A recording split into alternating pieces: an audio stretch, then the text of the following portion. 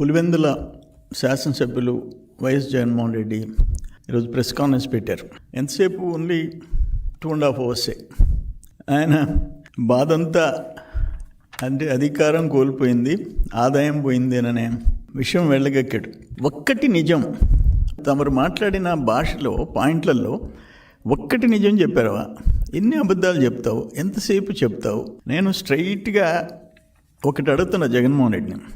రాష్ట్రం వృద్ధి రేటు పడిపోయింది, ఖజానాకు రావాల్సిన ఆదాయం పక్కదోవన పడుతుంది. Ministry of statistics and programme implementation ఆ కమిటీ నివేదిక ఇచ్చింది. Ministry of statistics and programme implementation వాళ్ళు ఇచ్చిన రిపోర్ట్లో ఏపీ 8.21% గ్రోత్ రేట్లో ఇండియాలో సెకండ్ ప్లేస్ నిలబడింది. ఫస్ట్ ప్లేస్లో తమిళనాడు 9.69%. 10-11 నెలల్లో సాధించిన విజయం ఇది. నువ్వు అసలు గ్రోత్ రేటు ఘోరంగా పడిపోయిందని చెప్పి మాట్లాడితే ఎట్లా? ఎందుకు ఇంత పచ్చబద్దాలు?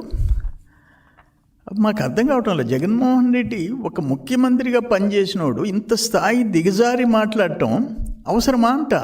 2.5 hours విషయం కక్కుతుండవు. మేము వచ్చి 11 నెలలైంది.